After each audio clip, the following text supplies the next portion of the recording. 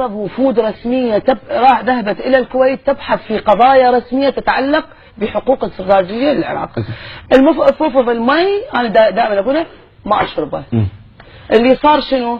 أول ليلة باتوا وزراء على مستوى وزراء، أول ليلة باتوا وثاني ليلة مشوا في الليل الأرياح والكفليك والدولارات انترست الجنط وسلمت من الليل. حلو. كل واحد باوع، واحد قال من قال الوزراء؟ رافع العيساوي.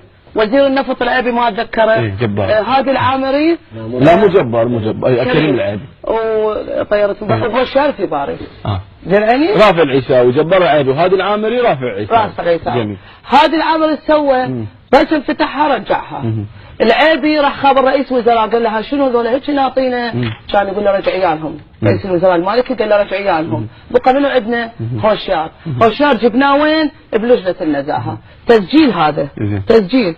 يابا تعال انت ليش اخذت هيك رشاوى وليش كان يقول له ماني ما ادري. طبعا هو مفخفخ لان هذا اللي الانطيات تعتبر قليله بالنسبه له. قال انا ما ادري انا رجعت لنا ولقيتهم بيد الحمايه.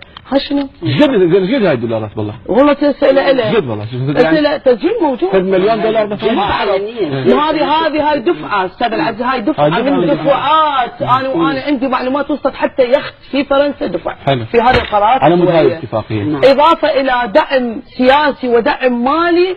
خلينا نعطيك فد مثل. الكويت يمكن استاذ عمرو يتذكرها وياه لان هو كان متابع وياي على الملف هذا. الكويت عقدت جلسه محاسبه الحكومه على المبالغ التي صرفت لتنفيذ القرارات 833. ايش رايك؟ ايش رايك الكويت عقدت جلسه محاسبه الحكومه؟ ايش قد صرفتي فلوس على العراق؟ رشاوى. هي ما قالت رشاوى، قالت ايش قد تتذكر استاذ دكتور عامر؟ تتذكر هاي الجلسه؟ واحنا صارت ضجه كبرها. شوفوا هاي هي الحقيقه، استلموا الكل. هذا هو التنفيذ، هذا هو التنفيذ.